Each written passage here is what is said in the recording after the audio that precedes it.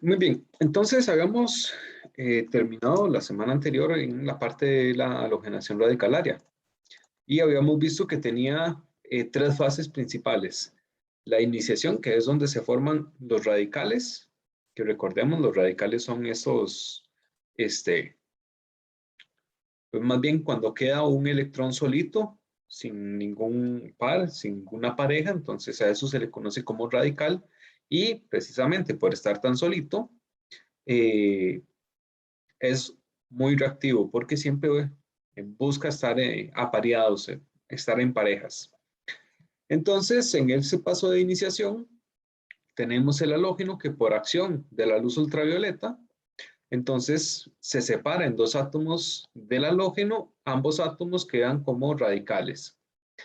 Luego viene el paso de la propagación, donde ese radical reacciona con un enlace carbono-hidrógeno y se lleva el hidrógeno.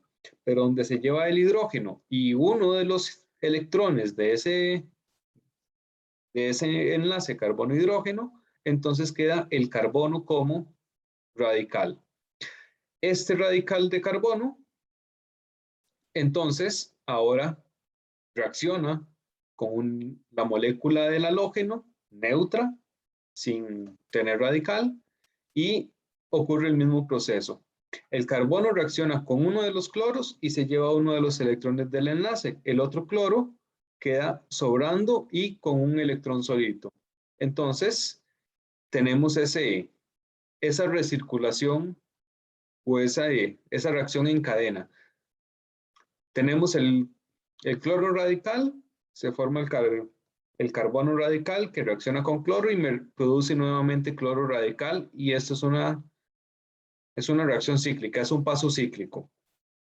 Se termina cuando se acaba alguno de los dos, cuando ya no encuentren nada cercano con lo que reaccionar. Y entonces en ese punto entramos a la etapa de terminación, que es cuando ya no quedan, digamos, moléculas neutras con las que reaccionar. Entonces reaccionan entre los radicales que quedaron por ahí flotando. Entonces, bueno, aquí podemos tener todas las diferentes combinaciones de los posibles radicales que podemos tener en algunos de los pasos anteriores. Eh, Acá, bueno, creo que es importante aclarar también que no es estrictamente necesario que la etapa de terminación ocurra puramente al final de la reacción, sino que, digamos, unos cuantos segundos, unos cuantos minutos después de que yo empiezo la reacción, puede ser que alguna molécula ya llegue a su etapa de terminación porque por casualidad por ahí cerca se encontraron dos radicales juntos y entonces eh, esa, esa reacción con esas moléculas en específico termina. Pero la reacción continúa en otro lado del recipiente con otras moléculas. Es, es una cuestión de probabilidad. Siempre hay unas cuantas moléculas que se radicalizan, que forman los radicales, van reaccionando, algunas terminan, otras siguen el ciclo de propagación y pasan a la parte de terminación eh, más despuesito, pero este, puede ocurrir en cualquier momento. Con la reacción de halogenación radicalaria, bueno, ya vimos un poco una parte o uno de los problemas que, bueno, por ejemplo, en la etapa de terminación tenemos por aquí algunos productos que no son el producto que nosotros esperamos. Y eso, bueno, se da porque la reacción es muy poco controlable. ¿Cómo vamos a controlar nosotros que estos dos radicales no se encuentren ahí en el medio del beaker o del balón? Eso es prácticamente imposible. Podemos volver a formar el cloro con el que empezamos. Entonces, bueno, es otro de los subproductos posibles, el mismo reactivo. Pero en este caso, nosotros estamos partiendo, en este ejemplo, partimos de una molécula bastante sencilla. que es el metano. Al halogenar el metano, bueno, de ahí se restringen mucho las posibilidades de los productos. Ya les había comentado, bueno, que esta es solamente una de las posibilidades, porque la reacción acá puede seguir ocurriendo. Si nosotros tenemos suficiente halógeno y hay alguna fuente de luz o de calor, entonces esta molécula que ya tiene un halógeno, pero que todavía tiene enlaces de carbono e hidrógeno, esos enlaces también se pueden sustituir por enlaces carbono-halógeno. Entonces podemos hacer una segunda halogenación para obtener el diclorometano y esta reacción puede continuar. Acá tenemos todavía enlaces carbono-hidrógeno que pueden volver a reaccionar otra vez con el halógeno. Entonces, es una reacción impredecible por todo lado. Por primero, bueno, los productos que podemos obtener y también, bueno, cuántos halógenos vamos a colocar sobre la molécula orgánica. Normalmente, digamos, para hacerlo en papel, para resolver un problema, a ustedes se les puede pedir o nosotros podemos pensar en un producto monohalogenado, o sea, solamente una halogenación, un proceso de reacción para obtener un único halógeno en esa molécula orgánica. Pero eso no es lo que sucede en la realidad. Lo podemos hacer así, bueno, por una cuestión simplemente de simplificar el proceso. Pero en la realidad pueden ocurrir múltiples halogenaciones. Y al final lo que vamos a tener en nuestro recipiente de reacción es una mezcla de los diferentes productos. Entonces vamos a obtener productos halogenados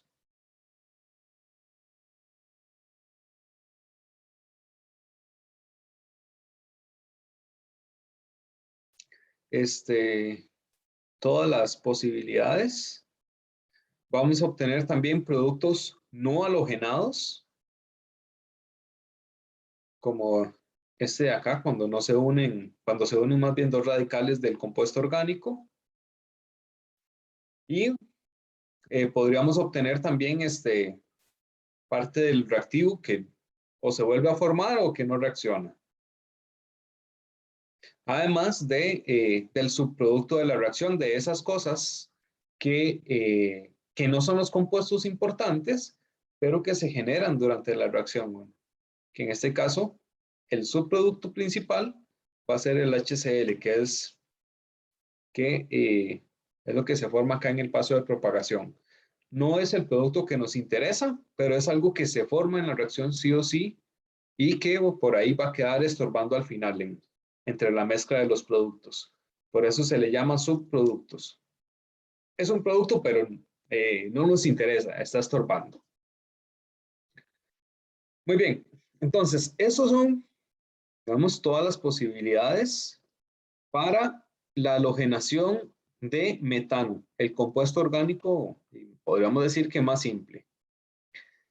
Pero, ¿qué sucede cuando tenemos un compuesto orgánico un poquito más complicado? Bueno, las posibilidades comienzan a aumentar.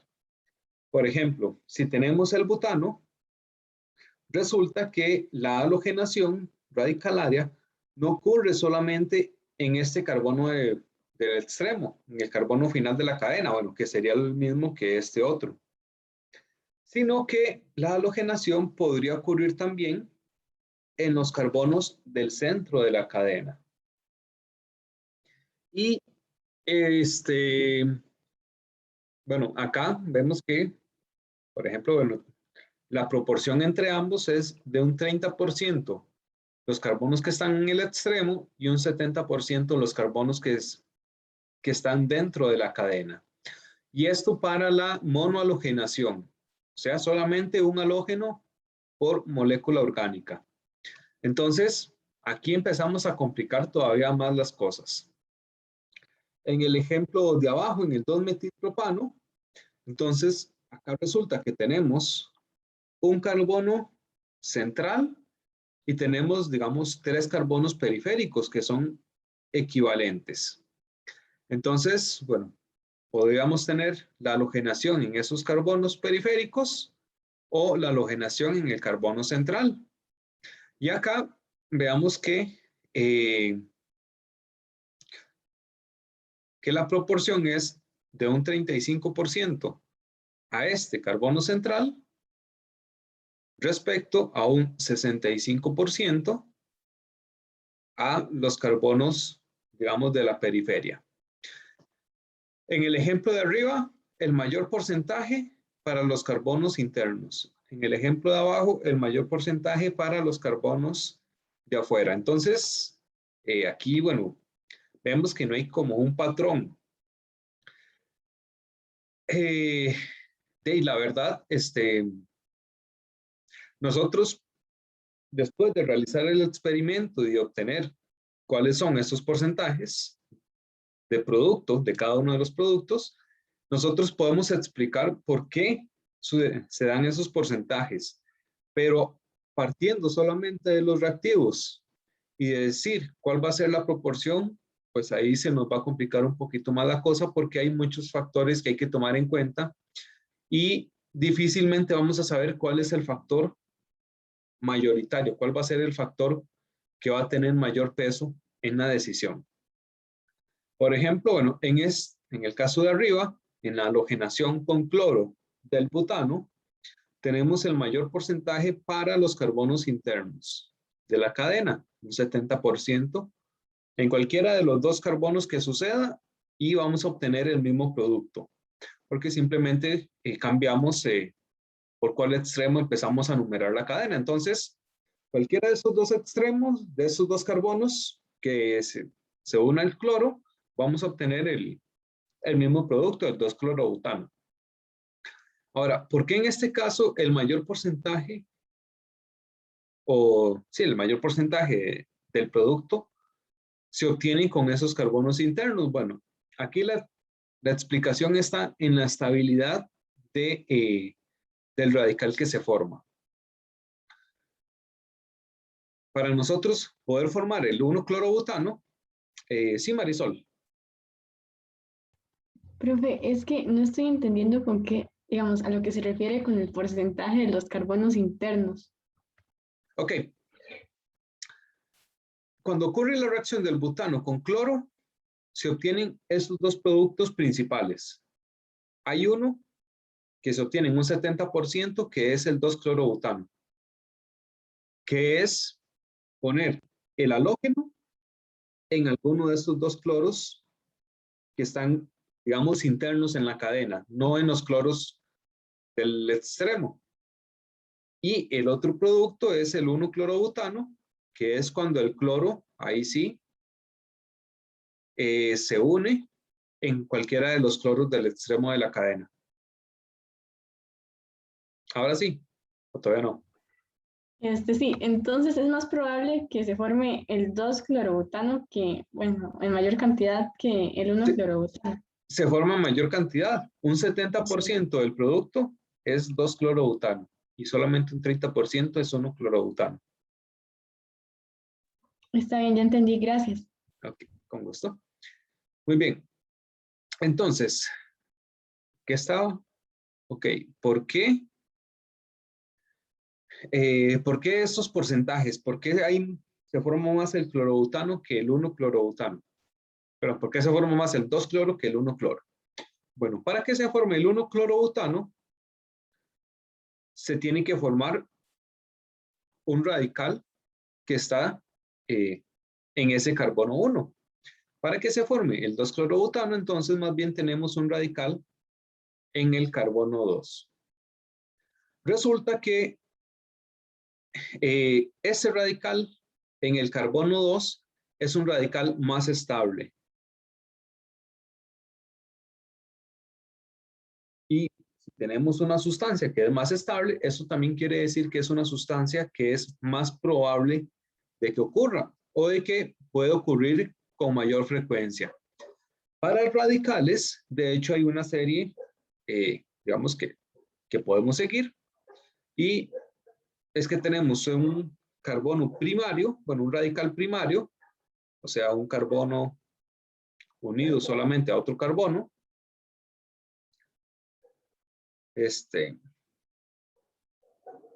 Vamos a ver, eso sería un CH2 y el carbono con un radical y unido a una cadena R. R en química orgánica, bueno, no recuerdo si ya se los había mencionado, pero en química orgánica R significa una cadena de lo que sea. Una cadena de carbonos, que puede ser un carbono, dos carbonos, tres carbonos, no importa.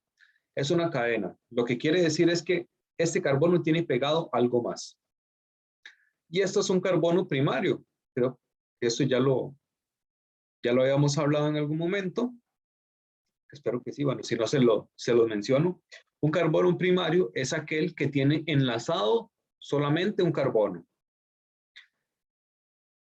Esos radicales primarios, o sea, los radicales que se encuentran en un carbono primario, son menos estables que los radicales secundarios, o sea, los radicales que se encuentran en un carbono secundario, o sea, un carbono que tiene unidos dos carbonos o dos cadenas R. Otra vez, R significa una cadena de carbonos de cualquier longitud. No me interesa, simplemente es para representar que ahí va pegado algo más. Entonces, este carbón, o este radical más bien, es un radical secundario. Y el otro de la izquierda es un radical primario. Entonces, este radical secundario es más estable, por lo tanto es más probable que se forme. Pero resulta, y aquí metiéndonos ya un poquito para el ejemplo de abajo, resulta que los radicales, bueno, entre estos sencillitos, los radicales más estables son los radicales terciarios. O sea, un radical que está unido en un carbono terciario, un carbono que tiene tres enlaces con carbono o tres cadenas R unidas. Entonces, si tenemos la posibilidad de formar un radical terciario, ese radical va a ser el más estable entre los tres radicales que podemos formar. Entonces, si nosotros vemos el ejemplo de abajo, acá el 2-cloro, 2-metilpropano que se forma en un 35%, resulta que para que se forme este compuesto, nosotros tenemos que poder formar este radical que está acá.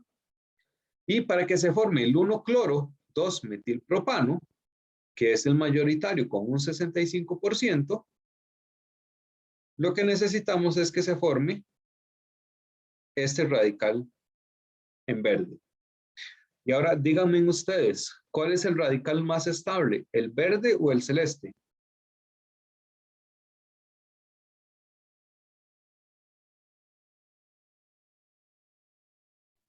Creo que el verde. El verde es un radical que primario, secundario o terciario.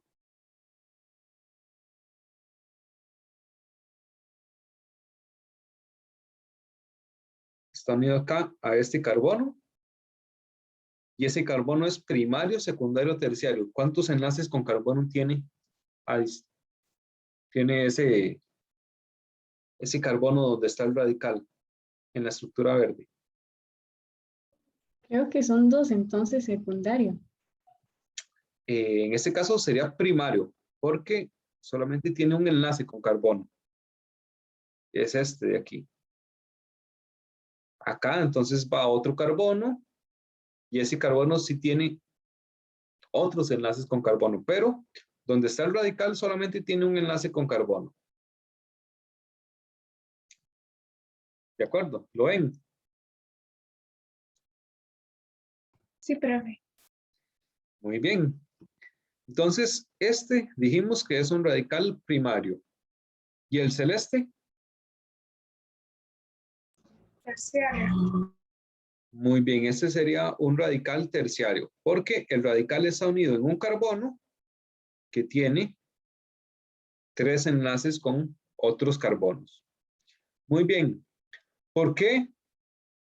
Entonces, ¿qué creen ustedes? Lo que se les ocurra, porque no lo hemos visto, pero ¿Qué ideas les llegan a ustedes de por qué este radical terciario es el menos abundante, con solo un 35%, mientras que el producto del radical primario es el mayoritario, con un 65%?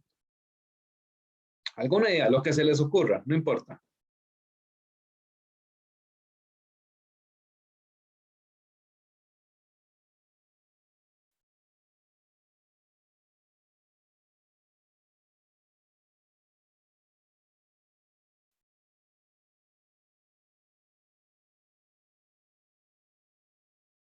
¿Qué? Nada.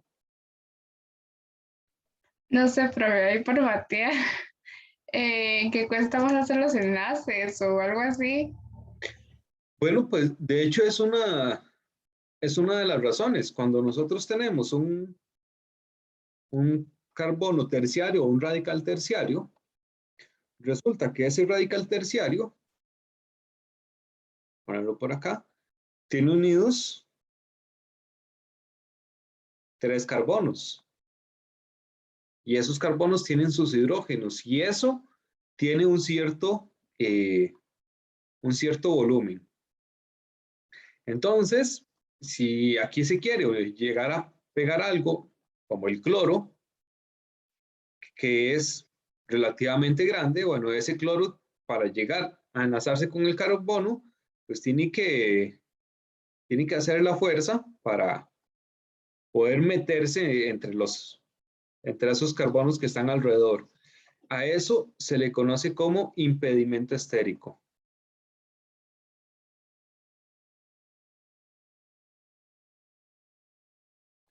Impedimento estérico. Estérico quiere decir espacial, o sea, es un impedimento puramente espacial de que hay otras cosas que le están estorbando para que se llegue a unir. Es una de las razones que justifican, de hecho, ese bajo porcentaje. Pero hay otra razón todavía más importante. Y esa otra razón es simplemente probabilidad. ¿Por qué? Bueno, resulta que no es una cuestión eh, de que este carbono terciario esté en muy baja proporción, sino más bien que es que el halogenuro primario que se pega al carbono, al radical primario, más bien está muy alto. ¿Por qué? Porque resulta que nosotros, bueno, como ya les dije, podemos tener este radical, que es un radical en un carbono primario, pero podríamos obtener también este otro radical, o podríamos obtener este otro radical. Al final, los 3 compuestos o los 3 radicales, eh, una vez que se les une el cloro, los 3 compuestos se van a llamar igual, entonces van a ser van a tener el mismo producto. Los 3 van a dar como resultado el 1-cloro 2-metilpropano. Entonces, aquí es básicamente una competencia de probabilidad. Tengo 3 carbonos que me pueden generar un producto y tengo solamente un carbono que me genera el otro producto. Entonces, aunque esos 3 carbonos sean un poquito menos estables, la suma de los 3 me dice que es más probable que yo pueda tener la halogenación en esos extremos que tener la halogenación en el carbono del centro, que es solamente un carbono en competencia contra los otros 3. En cambio, cuando sí estamos en condiciones igualadas, 2 carbonos primarios versus 2 carbonos secundarios, bueno, los secundarios son más estables, entonces ahí sí van a ganar esos carbonos secundarios por estabilidad, porque estamos en una igualdad digamos, en una igualdad de probabilidad. Hay un 50% de probabilidad de que se vaya a un carbono secundario o un 50% de probabilidad de que se vaya a un carbono primario. Entonces, cuando la probabilidad está igualada, gana la estabilidad. Pero en este otro caso, en la halogenación del 2-metilpropano, bueno, la probabilidad está muy desplazada hacia los carbonos primarios. Es una competencia de 3 contra 1.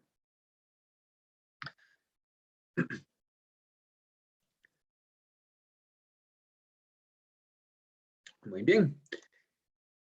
Ahora, resulta que, bueno, esto no, tampoco es algo que podamos escribir en piedra, porque si hacemos la halogenación del 2-metilpropano, pero ahora no con cloro, sino con bromo, pues aquí, entonces sí, la estabilidad del radical va a tener muchísima mayor influencia. Y aunque tengamos 3 carbonos primarios y solamente uno terciario, pues el carbono terciario va a ganar y en este caso, por goleada, prácticamente todo lo que se genera del producto va a ser el producto en ese carbono terciario, porque es donde tenemos el radical más estable, que recordemos que el radical se forma en el paso de propagación.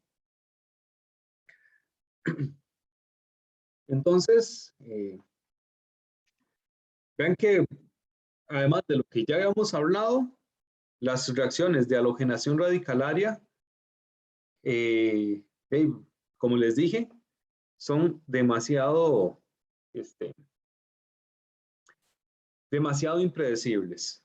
No podemos a ciencia cierta decir este es el producto que vamos a obtener, sino que hay una cuestión de probabilidad de las condiciones en las que estemos realizando la reacción que me van a generar grandes cambios en los posibles productos.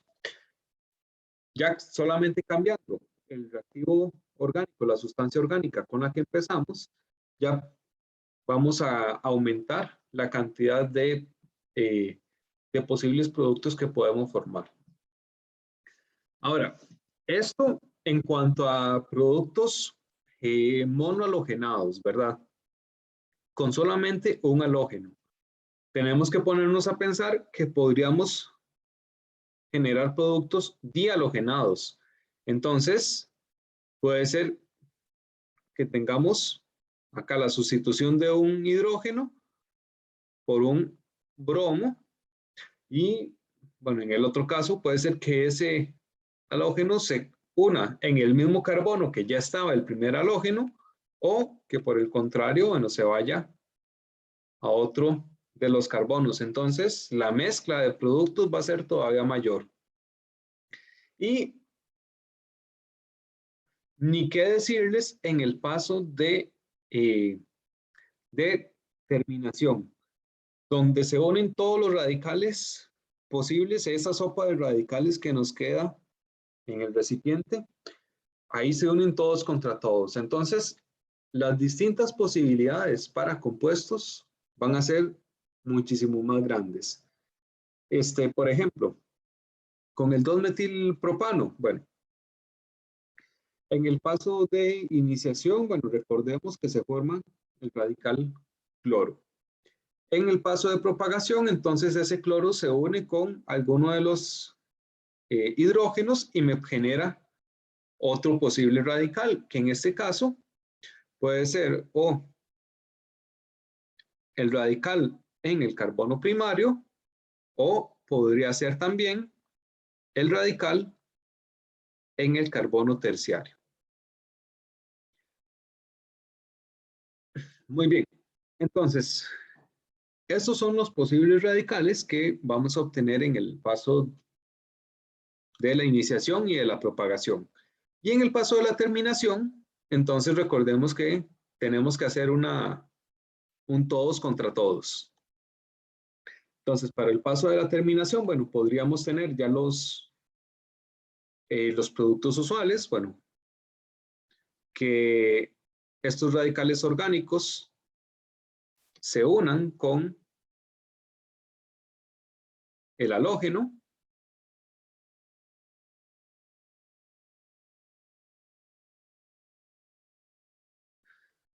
puede ser que el halógeno se una con otro radical del halógeno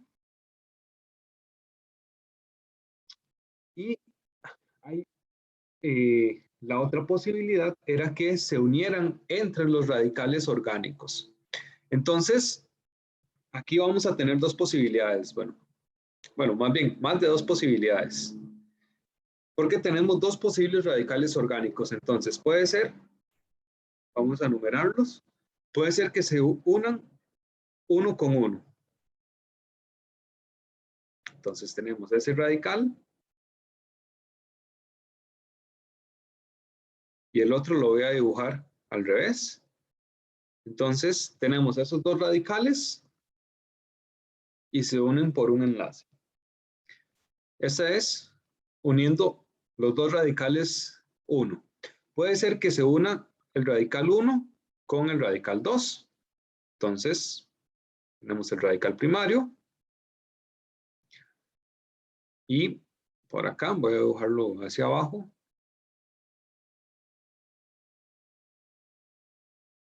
Y acá tenemos el otro radical. Entonces,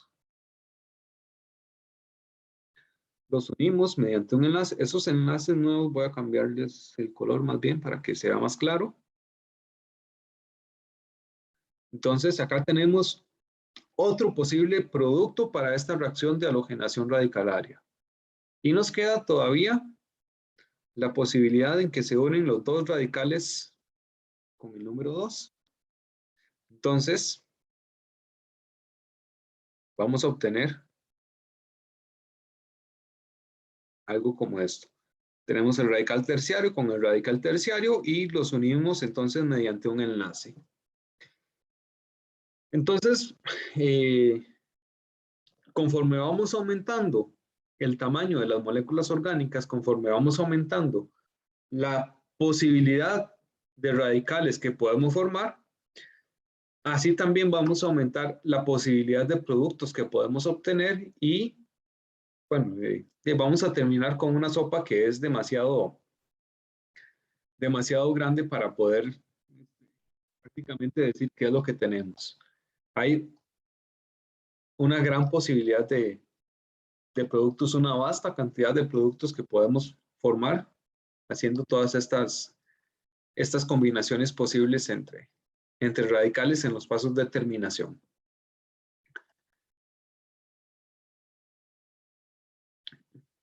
Para practicar un poquito esto, trabajemos otra vez con una molécula pequeñita.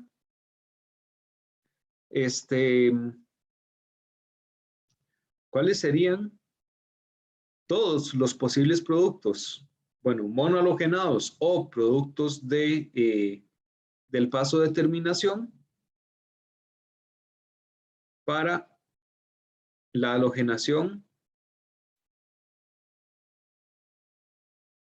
del propano. Bueno, ya hicimos un ejemplo un poquito más difícil que era el 2-metilpropano, pero entonces veámoslo con el propano. ¿Cuáles serían los posibles productos? A ver si se animan. Entre toda esa mezcla, en esa ensalada que vamos a obtener al final de la reacción, ¿qué posibles cosas podríamos tener por ahí?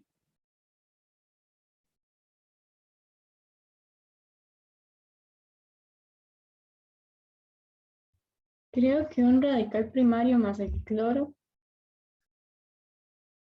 Ajá. ¿Puede dibujarlo? Para ver si lo vemos más claro. Voy a intentarlo, profe. Ok, gracias. A ver, ahí en el papel traten ustedes de dibujar los posibles productos. Me dicen.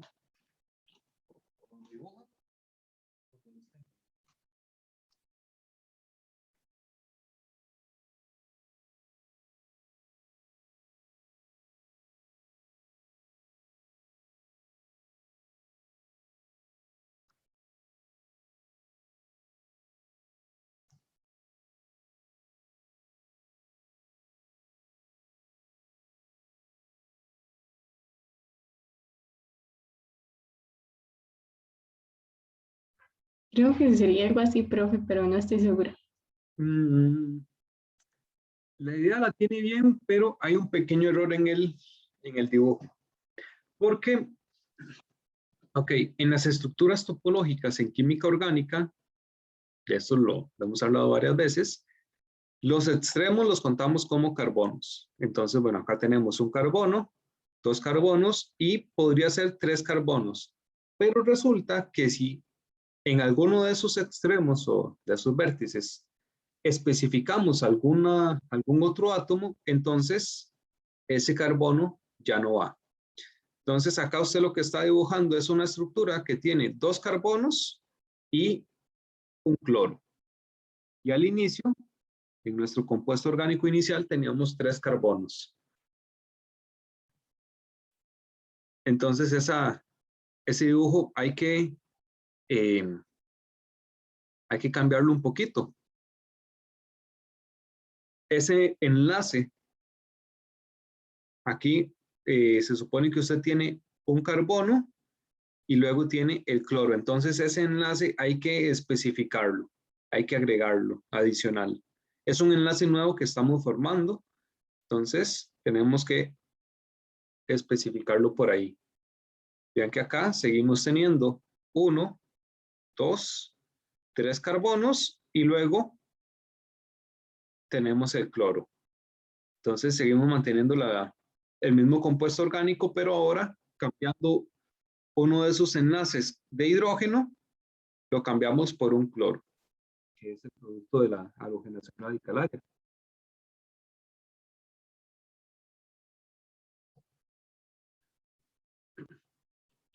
Entonces, haciendo ese pequeño cambio, perfecto. ¿Qué otro producto podemos obtener de esa reacción?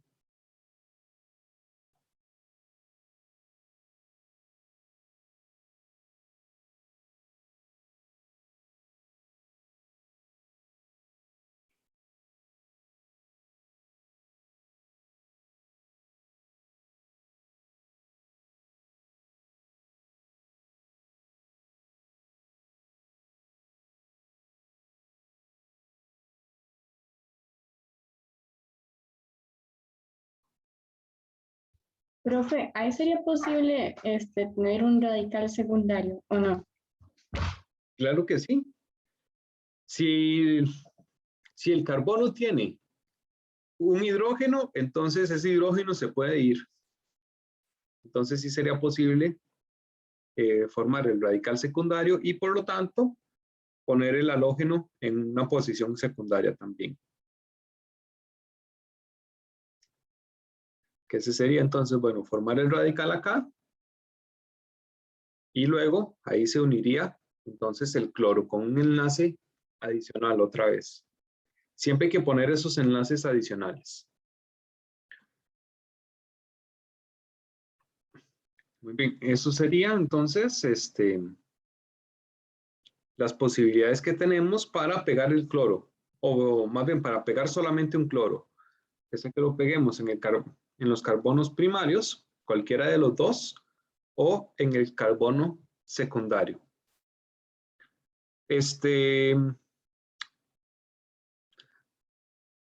Mientras piensan los otros posibles productos, también, ¿cuáles serían los nombres de estos compuestos que se formaron?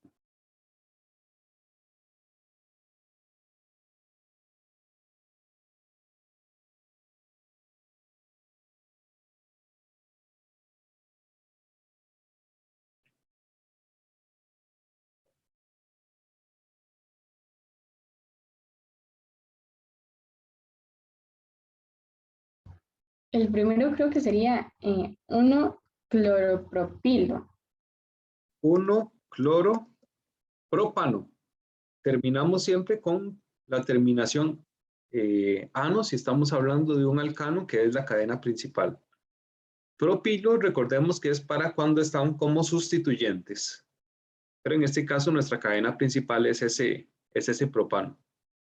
Entonces, terminación ano. Muy bien. ¿Y el segundo?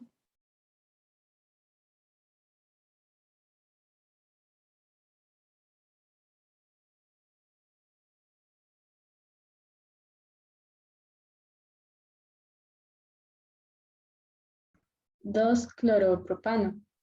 Ajá, muy bien. Entonces, ese segundo sería el 2-cloropropano. Excelente. Estos podrían ser productos, ya sea de los pasos de propagación o del paso de terminación. Entonces, ¿qué otros productos podríamos obtener? Principalmente de los pasos de terminación.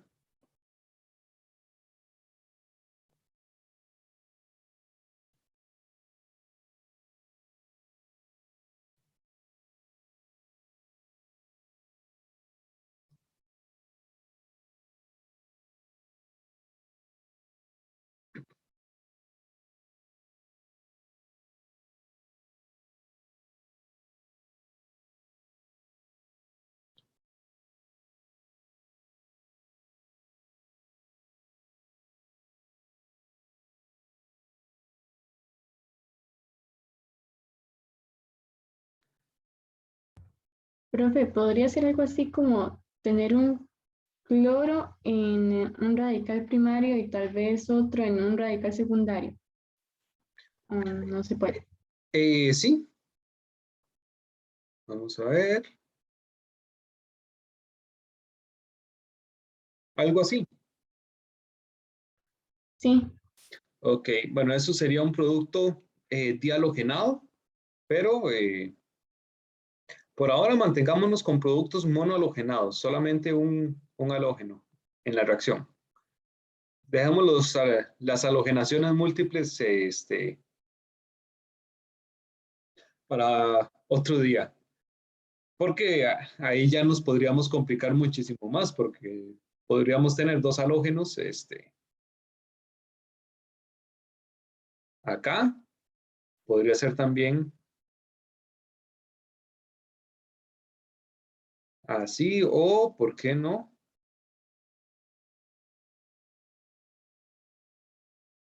De esta manera. Entonces, nos vamos complicando muchísimo más la existencia. Entonces, quedémonos con productos solamente monohalogenados. Muy bien, para los pasos o para el paso de terminación, ¿qué otros productos podemos formar? Recordemos que, bueno, los posibles radicales serían el del halógeno, el radical primario o el radical secundario.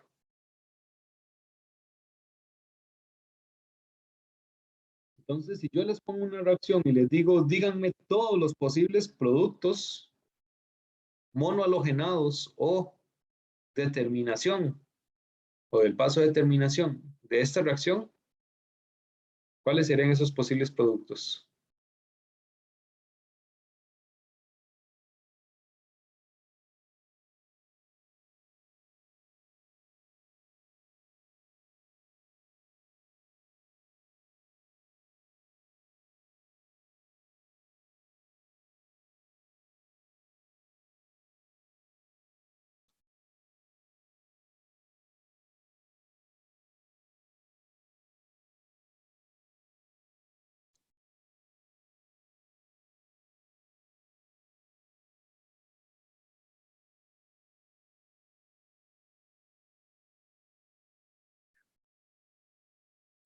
No me creo digas que que me son digan esos por lo dos. menos dos. Ajá. ¿No son solo esos dos, profe? ¿O se pueden Ok. más? Halogenados, sí, pero de los productos de terminación, que recordemos que es donde se unen los radicales que se encuentren a como sea, entonces ahí tenemos muchas más posibilidades.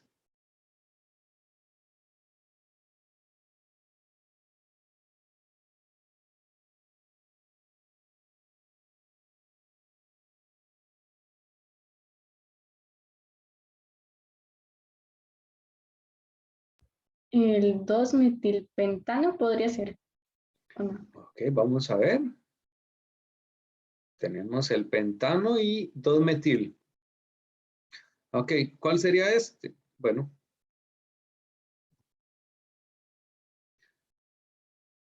Entonces sería el radical secundario, en el que sería, digamos, el número 2, y unido con el radical primario, o sea, el 1. Muy bien. Entonces el 2-metilpentano sería uno de los productos. Excelente. ¿Qué otro?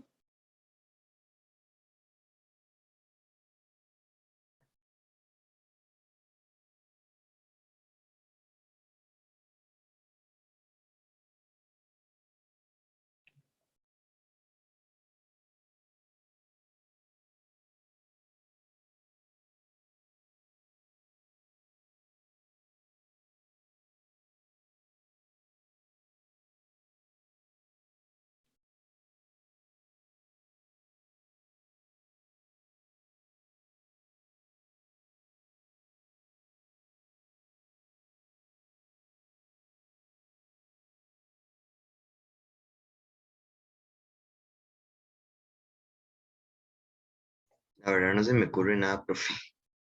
¿Cómo que no? ¿Qué pasa si une 1 con 1?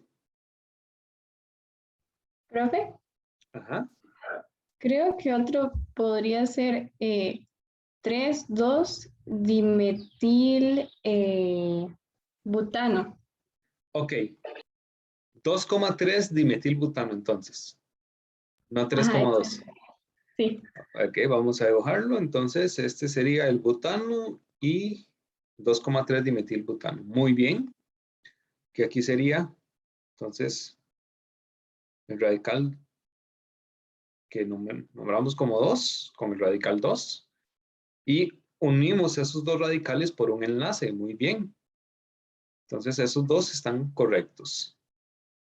Bueno, por supuesto, como ya unimos los radicales, entonces tenemos que quitar los puntitos, porque ya no son radicales.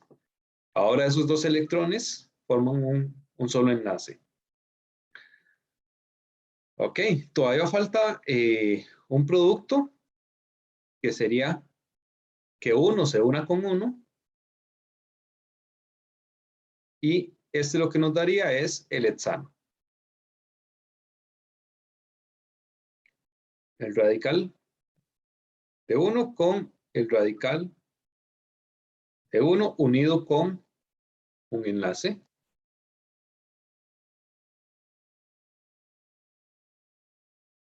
Y finalmente nos quedaría también, por ejemplo, bueno, el cloro diatómico, que no se les olvide que también es uno de los productos que se puede formar. Y por supuesto, que no se les olvide tampoco otro de los subproductos, que sería el HCl, que se produce en el paso de la propagación. Entonces, para esta molécula que es pequeñita, bueno, tenemos relativamente poquitos compuestos que se pueden formar. Pero, por ejemplo, piensen ustedes todas las posibilidades que habrían, por ejemplo, con el pentano, si intentamos hacer la halogenación radicalaria. Porque acá podríamos formar un radical primario, podríamos formar un radical secundario, o podríamos formar incluso un radical terciario. Entonces, los productos halogenados, bueno, los monohalogenados son los más sencillos. Ponemos el cloro en cualquiera de esas dos posiciones. Perdón, cualquiera de esas tres posiciones más bien. Pero, si ya nos vamos a la parte de la terminación, entonces tenemos muchas más posibles combinaciones de radicales y por lo tanto la lista aumenta significativamente. Entonces, como tarea, para que practiquen un poquito esto, entonces me van a decir o van a realizar todos los posibles productos.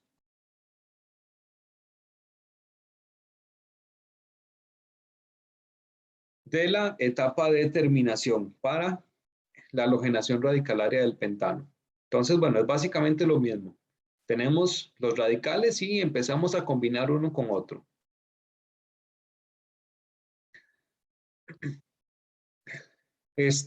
Bueno, entonces, con las reacciones de halogenación radicalaria, como les decía, son muy impredecibles y adicionalmente, bueno, muy poco útiles porque tenemos una cantidad de posibles productos que vamos a generar que después poder purificar solamente el compuesto que a mí me interesa entre esa ensalada de compuestos que se me van a formar, pues eso es una tarea prácticamente imposible.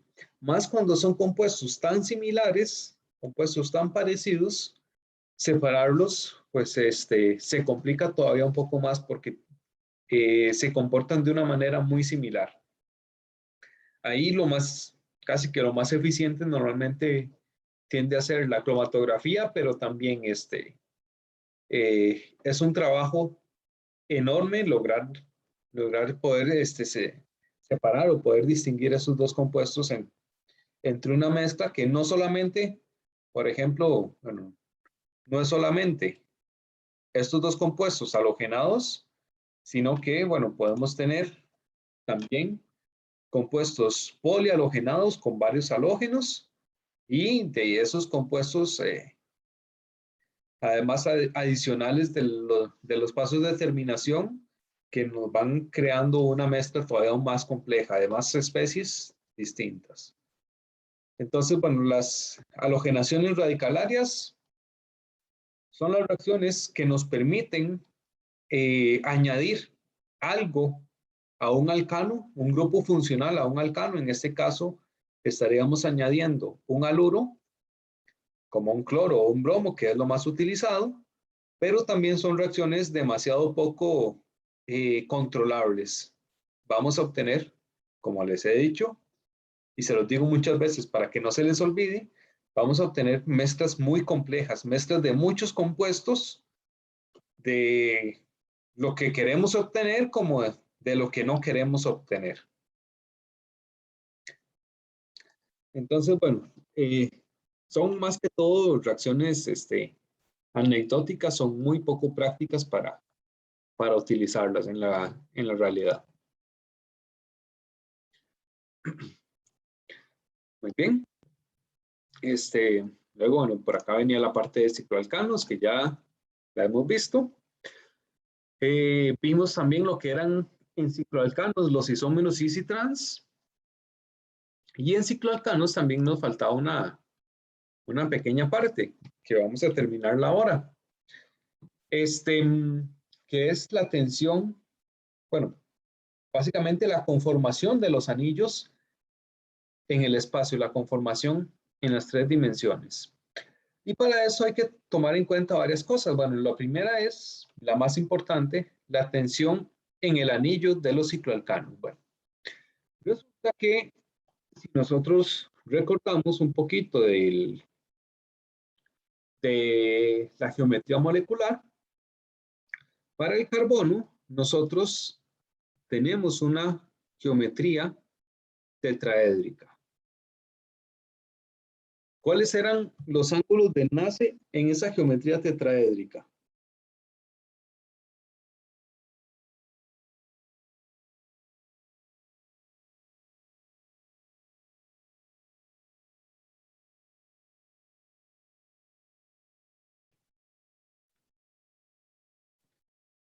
Carbono con 4 enlaces, entonces 4 dominios de electrones, geometría tetraédrica. ¿Cuál era el ángulo de enlace? El ángulo entre cualquiera de dos enlaces. Algo así como 109 y algo, no sé. 109,5 grados. Ese es el ángulo exacto. Muy bien, entonces, un carbono, que en química orgánica ya lo hemos visto, tiene 4 enlaces. Lo más ideal para ese carbono es que tenga un ángulo de 109,5 grados Celsius. Pero 109,5 grados, no sé por qué le dije Celsius. Entonces, en los cicloalcanos, bueno, vamos a tener diferentes, diferentes ángulos de enlace dependiendo del ciclo. Bueno, en el ciclo propano, si la estructura es plana, entonces ustedes saben que en el ciclo, bueno, en el ciclo propano, en un triángulo equilátero, vamos a tener ángulos de 60 grados. Eso quiere decir que nosotros estamos forzando desde los 109 grados, nosotros estamos forzando como si fueran unas pinzas, unas tenazas, estamos forzando a que ese ángulo de enlace se encoja hasta los 60 grados. Entonces, por supuesto, el carbono no se siente cómodo en esa situación y ejerce una repulsión, una tensión angular hacia afuera para poder recuperar su estado natural, su estado de los 109.5 grados. Esos 60 grados son forzados y el ciclopropano de hecho es bastante inestable por esa misma tensión angular que tienen todos los tres carbonos. Los tres están intentando separar esos ángulos de enlace para tener una configuración un poquito más estable. El ciclobutano sigue siendo inestable, pero no tanto como el ciclopropano. En el ciclobutano, esa fuerza para cerrar el ángulo es un poquito menor. Lo cierra hasta los 90 grados. Entonces, bueno, el ciclo o el carbono también hace una fuerza opuesta, una tensión para intentar abrirse. Y otra vez recuperar su ángulo, digamos, más estable. En el caso del ciclopentano, vemos que el ángulo es de hecho el más parecido al ángulo que tiene el carbono tetraédrico. Entonces, en el ciclopentano prácticamente no hay de esta tensión angular. El carbono está feliz si forma parte de un ciclopentano. En el ciclohexano, en buena teoría, el ángulo de un hexágono es de 120 grados, entonces en buena teoría lo que estamos haciendo con el carbono es más bien abriéndolo. Se abre un poquito para que alcance la estructura del hexágono y lo que intenta el ciclo con la tensión angular es más bien cerrar para devolverse a ese ángulo, digamos, ideal para la estructura tetraédrica de cada uno de los carbonos. En realidad, ya viéndolo de forma práctica en los compuestos que podemos formar en la vida real, el ciclopentano y el ciclohexano son las dos estructuras más estables que podemos formar cuando estamos hablando de ciclos. Y esto es porque, bueno, en el ciclohexano, a pesar de que tiene ese cierto desfase en el ángulo y que debería tener una tensión angular, resulta que esto es cuando nosotros lo vemos en estructuras planas, en ciclos dibujados sobre el papel, ciclos completamente planos. Pero las moléculas tienen una tridimensionalidad. Por ejemplo, en el ciclobutano, en el ciclo de 4, no es una estructura completamente plana, no es un cuadrado liso y plano, sino que, como ustedes ven, ese ángulo se dobla un poquito, o ese cuadrado más bien se dobla un poquito, y parece, bueno, qué sé yo, como un par de alas. Entonces, eso lo que nos ayuda es a que estos ángulos en realidad no sean de 90 grados, sino que más bien sean un poquito mayores a 90 grados para parecerse precisamente un poquito más a la estructura tetraédrica. Entonces, bueno, esto sucede en el ciclobutano, perdón, y por supuesto va a suceder en los ciclos más grandes. En el ciclopropano, pues no puede pasar porque un ciclopropano tiene tres puntos o tres vértices y no hay forma en que lo doblemos dentro de un plano. Recordemos que en cuanto a dimensiones, nosotros entre dos puntos podemos trazar una línea y entre tres puntos en el espacio podemos trazar un plano. Entonces el ciclopropano, de fijo, todo está en el mismo plano y por eso precisamente es tan inestable, tiene tanta tensión superficial. Por ahí el ciclobutano libera un poquito esa tensión angular, perdón, antes dije superficial. El ciclobutano libera un poquito esa tensión angular y lo vuelve, bueno, un poquito más estable que si tuviera esos ángulos de 109 exactos. Pero además, en el ciclopentano, además de que ya se parecen mucho en esos ángulos de enlace, adicionalmente también se curva un poquito ese ciclopentano, ese pentágono, no es un pentágono perfecto, sino que tiene una estructura que se le conoce de estructura de sobre, donde tenemos, digamos, lo que vendría siendo 4 carbonos que son el sobre y el quinto carbono es esa tapita del sobre que está como un poquito levantada. Entonces, eso nos ayuda también a liberar un poco la tensión angular de ese ciclo, que no había mucha, pero aún así lo hace todavía más estable. Y el caso más particular, y de hecho, bueno, es uno de los que, digamos, tiene más interés, es el caso del ciclo hexano o de los ciclos de 6, porque los ciclos de 6, de hecho, son los más comunes en la naturaleza. Y por el ángulo de un hexágono de 120, no debería ser tan estable. Pero resulta que un ciclo de 6, un ciclo hexano, se acomoda en una estructura de silla. Y se le dice silla porque si a esto le damos un poquito, lo giramos un poquito, vamos a ver si lo logro dibujar para que me lo entiendan. Vamos a obtener algo como eso que sería algo similar a una silla de playa. Entonces aquí tendríamos a una persona ahí relajándose.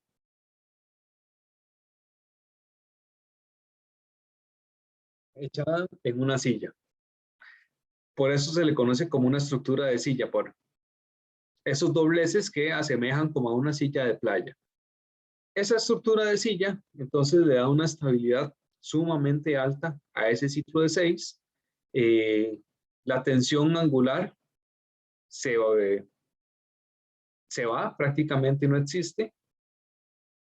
Y entonces tenemos una estructura sumamente estable. Como les digo, los ciclos de 6 son los más comunes en la naturaleza. Ciclos de 6 y ciclos de 5 son la mayoría, el 99.9% de los compuestos orgánicos que podamos encontrar, pero ciclos de 6, digamos que pueden ser tal vez el 90% por esa gran estabilidad. Ahora, dentro de estas estructuras de silla, podemos encontrar o podemos tener los hidrógenos que son axiales y los hidrógenos que son ecuatoriales. Los hidrógenos que son axiales, que son estos que están en rosado, los hidrógenos axiales son los que están en el eje vertical, ya sea hacia arriba o hacia abajo. Y luego podemos tener también los otros hidrógenos, que serían los celestes, que son los hidrógenos ecuatoriales.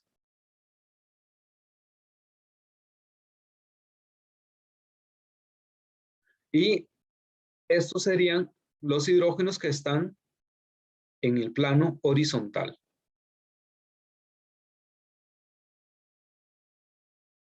lo que vendría siendo, por ejemplo, el ecuador de la Tierra. Entonces, acá en la imagen de la izquierda podemos verlo un poquito mejor, 3 dimensiones. Vemos que los hidrógenos azules, los ecuatoriales, se mantienen siempre más o menos en el plano horizontal. Se desvían un poquito para arriba pues, o para abajo, pero siempre se mantienen ahí alrededor de ese plano horizontal. Mientras que los hidrógenos en rojo sí están completamente verticales, ya sea hacia arriba o hacia abajo. Ahora, con los ciclos de 6, con los ciclos hexanos, algo, digamos, bastante interesante es cómo dibujar correctamente un ciclo de 6 en esa estructura de silla. Bueno, lo hacemos dibujando líneas paralelas.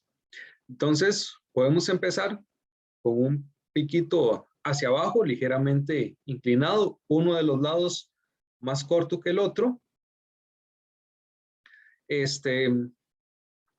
Luego, hacemos 2 líneas paralelas, más o menos de la misma longitud, y la línea que queda en la parte de abajo, bueno, va a quedar un poco más desfasada, más distanciada, y lo que hacemos del otro lado es líneas paralelas también. Entonces hacemos una línea paralela a esta otra y voy a cambiarle un poquito el color, y acá otra línea paralela. Al final son 3 líneas paralelas las que vamos a tener para dibujar la silla. Y podemos dibujar la silla también, la silla invertida en la dirección opuesta. Entonces nada más empezamos al revés. En vez de empezar con una punta hacia abajo, empezamos con una punta hacia arriba. Siempre un extremo más corto que el otro. Y luego dibujamos otra vez las líneas paralelas de la misma distancia. Y luego, bueno, otra vez hacemos unas líneas paralelas a las que ya teníamos dibujadas.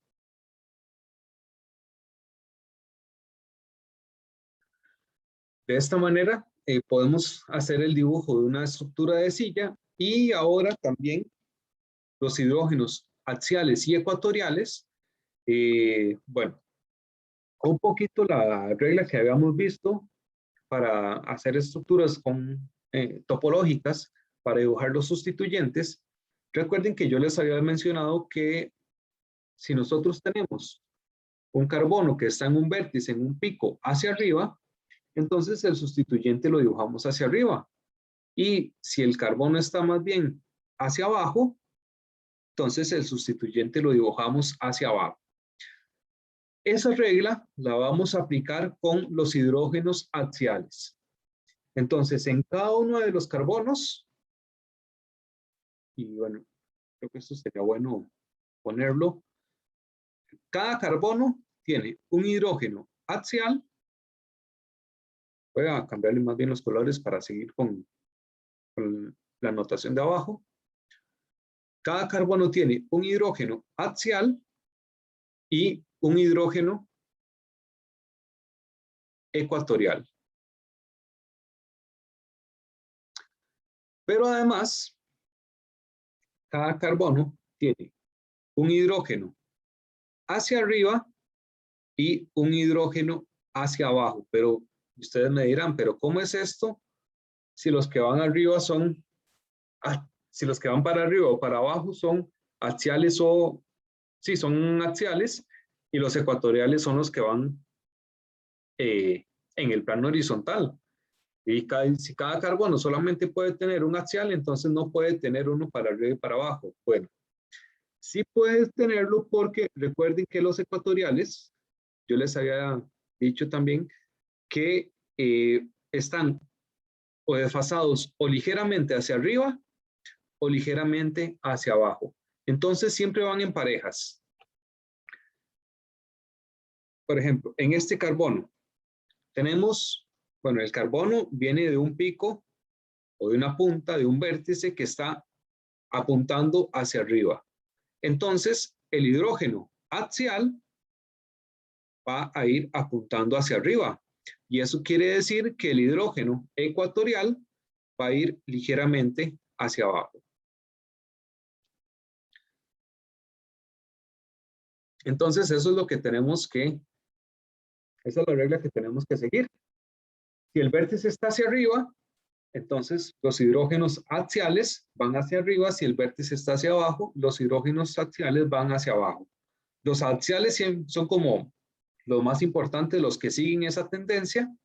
Entonces, en esta silla que ya dibujé arriba, acá tenemos un pico, un vértice, una punta hacia arriba. El hidrógeno axial va hacia arriba. El siguiente hidrógeno viene de un carbono que está en una punta hacia abajo, entonces lo dibujamos hacia abajo. El siguiente vértice hacia arriba, hidrógeno axial hacia arriba. El siguiente, punta hacia abajo, hidrógeno axial hacia abajo. El siguiente, hidrógeno axial hacia arriba. El siguiente es una punta hacia abajo, entonces el hidrógeno axial hacia abajo. Y ahora pongamos los hidrógenos ecuatoriales. En este carbono tenemos un axial que va hacia arriba, entonces el hidrógeno ecuatorial va ligeramente hacia abajo. Y acá también vamos a seguir otra regla, que es, vamos a dividir ese ciclo a la mitad. Entonces, de la mitad a la derecha, los hidrógenos ecuatoriales los escribimos hacia la derecha, los dibujamos hacia la derecha. Y de esa mitad a la izquierda, los hidrógenos ecuatoriales los dibujamos hacia la izquierda. Entonces, en este carbono, en el siguiente, está a la derecha de la molécula y es un hidrógeno ecuatorial que tiene que ir hacia arriba porque ya tenemos un hidrógeno hacia abajo, que es el axial. Entonces, lo tenemos que dibujar más o menos sobre el plano. No lo dibujamos así hacia arriba, sino que tenemos que dibujarlo bien inclinado para indicar claramente que es un hidrógeno ecuatorial y además inclinado hacia la derecha, porque está en la mitad derecha de la molécula. No lo vamos a dibujar, por ejemplo, de esta manera, inclinado acá porque no tiene sentido. Entonces lo dibujamos un poquito inclinado hacia la derecha. El carbono siguiente, el hidrógeno es un ecuatorial que tiene que ir hacia abajo porque el axial ya está hacia arriba. Entonces otra vez lo dibujamos un poquito hacia abajo. Tienen que ser moderados. No lo dibujen algo así tampoco porque no es un hidrógeno axial, sino que es del plano un poquito hacia abajo solamente. Luego viene un carbono que ya tiene un hidrógeno axial hacia abajo, entonces el hidrógeno ecuatorial va hacia arriba, otra vez ligeramente inclinado del plano horizontal nada más. Este carbono tiene un hidrógeno axial que ya está hacia arriba, entonces el ecuatorial lo tenemos que dibujar hacia abajo. No lo vamos a dibujar de esta manera tampoco porque se parecería a un axial y está mal. Entonces, más o menos sobre el plano, un poquito para abajo. Vean que los hidrógenos también en su gran mayoría los vamos a dibujar afuera del ciclo. Y por último me queda un carbono que el axial está hacia abajo, entonces el ecuatorial lo dibujamos hacia arriba.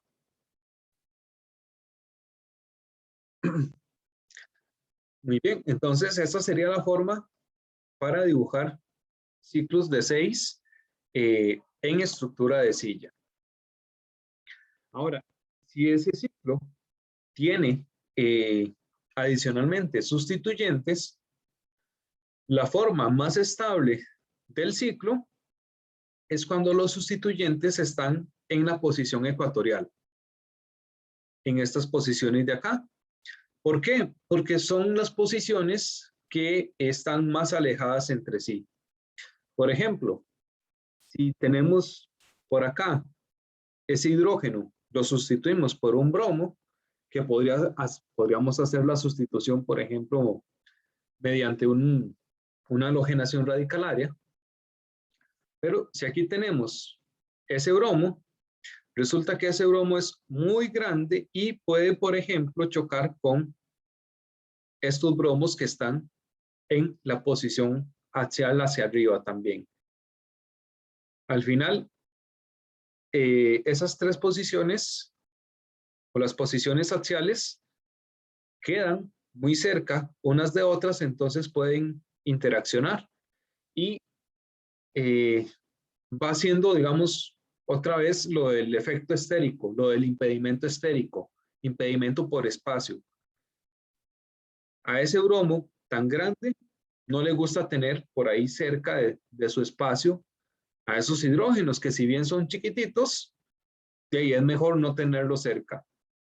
Entonces, las posiciones axiales normalmente no son favorecidas para tener sustituyentes. Las más favorecidas son las posiciones ecuatoriales, porque los hidrógenos, a pesar de que se mantienen, digamos, en el mismo plano, si nosotros vemos o tomamos una vista desde arriba de ese ciclo, lo veríamos como un hexágono, más o menos. Y esos hidrógenos ecuatoriales estarían mucho más separados entre sí, como si fueran las agarraderas de un timón de un barco.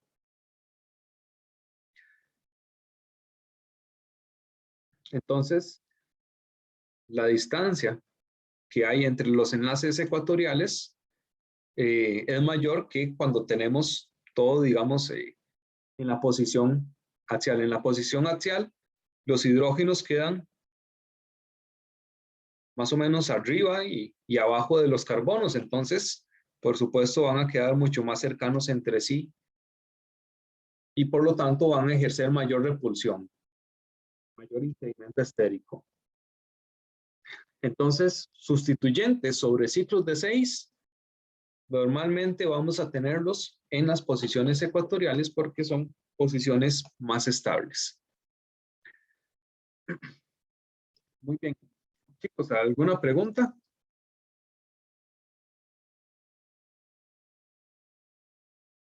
De mi parte, todo claro, profe. Todo claro. Los puedo poner a dibujar un ciclo de 6 en estructura de silla. Practicando un poco más durante la semana, sí, profe. Ok, recuerden los pasos que les mencioné. Bueno, el dibujo de silla sí, en realidad es práctica. Yo me acostumbré a hacerlo primero dibujando la punta. Como les digo, uno de los lados de esa punta que sea más corto, puede hacerse dibujando también líneas paralelas, 2 líneas paralelas, luego estas otras 2 y luego cerramos también con líneas paralelas. Es un poquito de práctica, la verdad.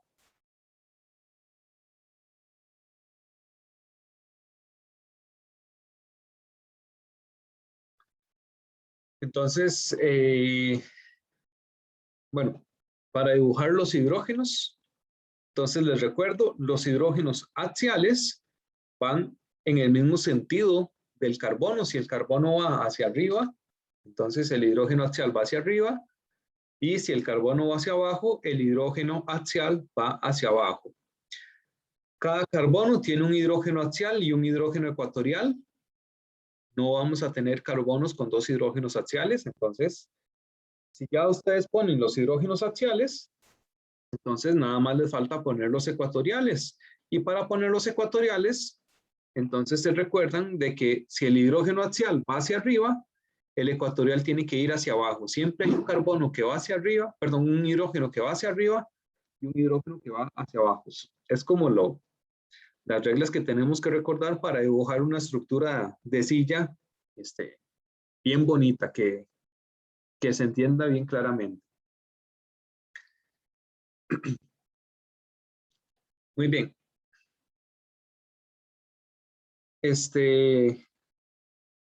Entonces, bueno.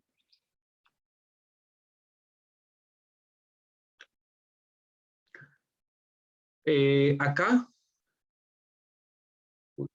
a ver si me devuelven los dibujos. Ok, bueno. En las estructuras de silla, ya para dejarlos ir, en las estructuras de silla, bueno, recordemos que habíamos visto para ciclos la posición cis y la posición, o la configuración cis y la configuración trans. ¿Qué significaba la configuración cis?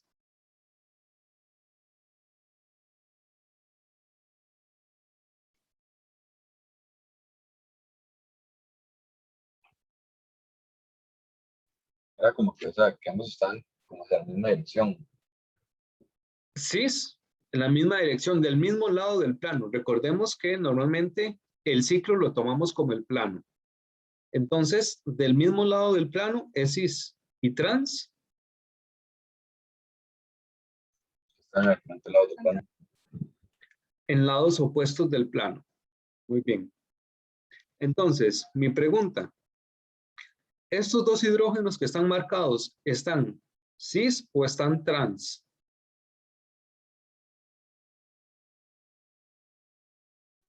Es. Están cis porque están del mismo lado. Muy bien. Ahora, estos dos.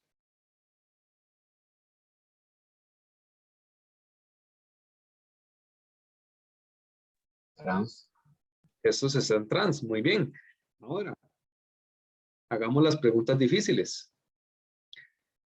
¿Este hidrógeno y este están cis o están trans?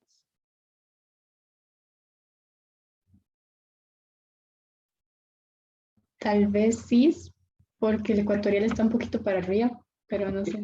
Exactamente, están en cis, porque este es un axial que claramente se ve que está hacia arriba, y el ecuatorial también es el que está hacia arriba porque el otro, porque su axial está hacia abajo. Entonces, estos son cis. En las estructuras de silla, tenemos que fijarnos en eso, en si están hacia arriba o hacia abajo. Si están en la misma dirección, entonces son cis. Vamos a ver otro par de ejemplos. Este y... ¿cuál otro? Y este. En verde, los que están en verde, ¿son cis o trans?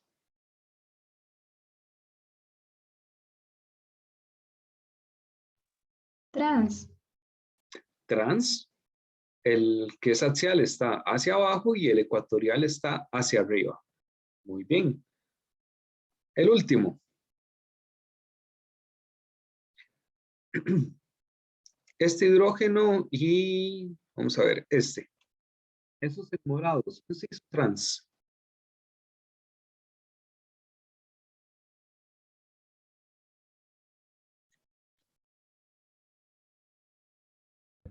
Cis. Los que están en morado son cis, excelente. Porque ambos están hacia abajo. Sus respectivos hidrógenos axiales están hacia arriba. Les había dicho que era el último, pero mentí. Hagamos un otro. Esos dos hidrógenos en rojo, cis o trans. Trans. Trans. El de la izquierda está hacia arriba y el de la derecha está hacia abajo. Entonces son trans. Muy bien. Entonces, creo que esto quedó bien claro. Muy bien, chicos. Entonces, en la tarde, a las 12:30, se les abre la tarea. Probablemente voy a ponerlos a dibujar también, otra vez. Y nos veríamos la próxima semana. Si todo sale bien, nos veríamos presenciales. Entonces, que les vaya muy bien, chicos. Gracias, Igual, profe, profe. hasta luego. Gracias, profe, gracias. profe. Hasta Hasta luego, luego. chao.